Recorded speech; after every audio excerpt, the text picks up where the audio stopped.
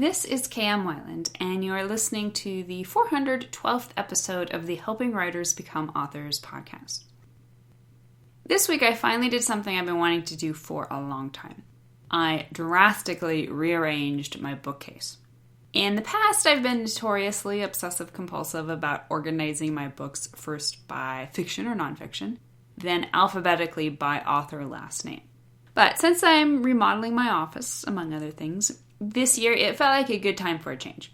So I went all radical and decided to arrange them aesthetically, mostly by spine color, some upright, some piled on their sides, some with their neutral colored pages side out, and none of them with dust jackets.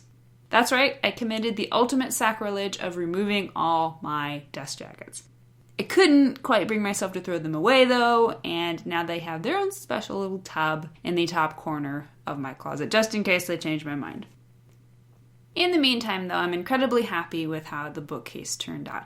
Not only is it nice just for a change, but all those hardcover books with their gold foil titles look simply delicious. Which makes it appropriate that today we're going to revisit my top books from 2017. When you're a writer, stories are life. You can't create them without ingesting them. That's why Stephen King famously said, if you don't have time to read, you don't have the time or the tools to write. Simple as that. That's why this annual look back at my top books of 2017 is always one of my favorite posts that I do on my website. For better or worse, however, this year was the worst reading year in my entire life in terms of quantity. I said that last year when I'd read only 80, but this year I really mean it. I've topped out at just 42 books read, which for me seems like a really dismal number. The good news, however, is that amongst those 42 books were some really good ones. So following is my list of my top 5 favorite books in both fiction and nonfiction, with a few bonus writing craft titles thrown in. But first, some fun stats. The total number of books I read was 42. The fiction to nonfiction ratio was 20 to 22. 20 fiction to 22 nonfiction. Male to female author ratio was 28 to 14. 28 male authors, 14 female authors. And the top 5 genres that I read were history, in which I read 10 books, classic fiction with 9 books, fantasy with 5, writing how-to with 5, and historical with 3. And the number of books per ratings, 5-star being the highest, there were 3 5-star books, 20 4-star books, 10 3-star books, 9 2-star books, and 0 1-star books. So here are the top 5 fiction books that I read in 2017. Number 1 is Bloodsong by Anthony Ryan, which I read on March 26th, and which I gave 4.5 stars. I loved it. It's not as flashy as, say, Brent Weeks, but this is an incredibly thoughtful, well-realized, steady, and thoroughly enjoyable epic fantasy. The protagonist is one of those rare good characters that managed to be utterly sympathetic, engaging, and heartrending. So much so that he was one of the inspirations for the episode 5 Tips for Writing a Likeable, Righteous Character. I can't wait to start the sequel soon. Number 2, Among the Flames by Kim Vandal, which I read on June 12th, and to which I gave 4.5 stars. Kim Vandal has rocketed onto the elite list of my favorite authors. She has a solid style, a masterful control of character and subtext, which inspired the post on my site for ways to amplify your character's subtext. She has a way of making even mundane details interesting and has a great slant on supernatural YA. My only true complaint about this second installment in the series is that it's too short. I could happily have handled 500 more pages of Kate and company. As it is, I must suffer heroically through another year of waiting for the sequel. At its heart, this is a romance, and yet there's no romance in either this book or the previous one. And that's half the charm. Vandal is doing what so few authors have the patience or the guts to do in creating a long-lasting, evolving relationship that relies on characterization rather than gratuitously rushed romance. Again, can't wait for the sequel. Number 3, Men-at-Arms by Terry Pratchett, which I read on October 9th and to which I gave 4.5 stars. This book is sublimely hilarious, beautifully plotted. You can find my structural analysis of it in the Story Structure database on my site. It's peopled with a delightful cast, most notably the charmingly heroic and lovable Carrot. It's my favorite Pratchett book so far, which is saying something. Number 4, Gone with the Wind by Margaret Mitchell, which I read on March 13th and to which I gave 4 stars. I love it when things live up to their reputations. This book is a tour de force in so many ways. Structurally, it's amazing, which is, I think, the largest reason it's so incredibly readable, even at its great size. And again, you can read my structural analysis in the Story Structure database. The characters are well realized, the themes deep and nuanced, and the historical viewpoint certainly thought-provoking. It has its downfalls, of course, most notably its wretched portrayal of African Americans, but overall it's a charmingly satirical novel that demands introspection from the reader in regard to the intervening ebb and flow of history. And number 5, Dr. Faustus by Thomas Mann, which I read on February 16th and to which I gave 4 stars.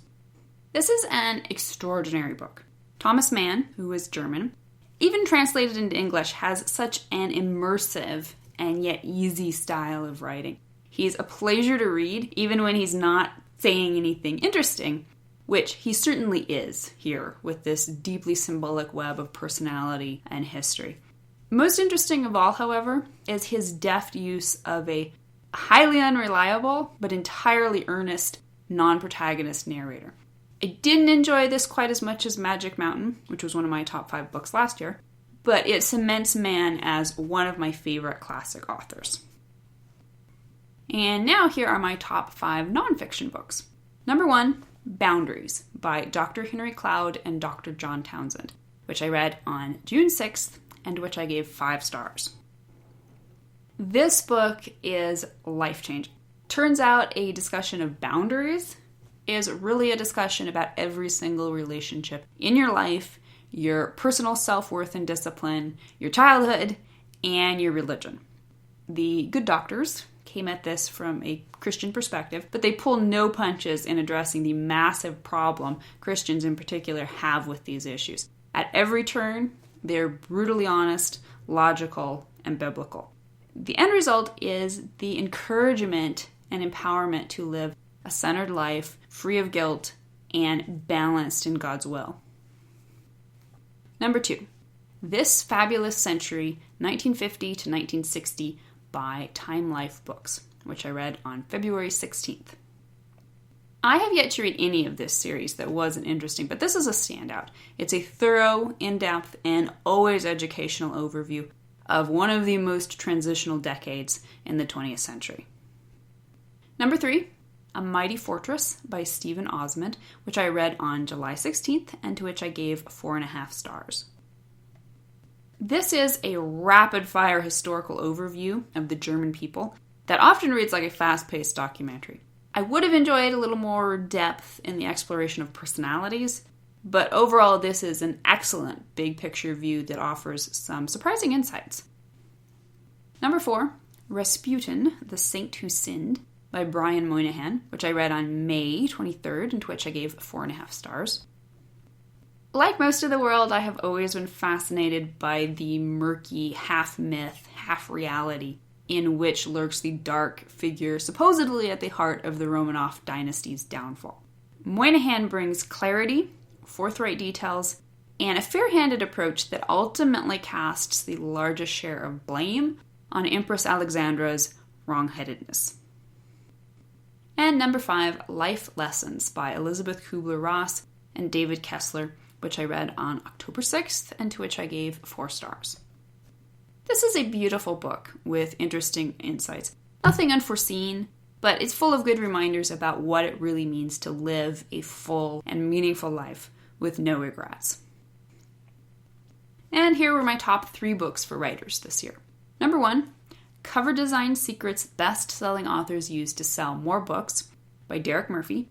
which I read on May 16th, and to which I gave 4.5 stars. This book is full of great advice, much of which goes against the grain, but it's so sensible it makes you wonder why you didn't think of it yourself.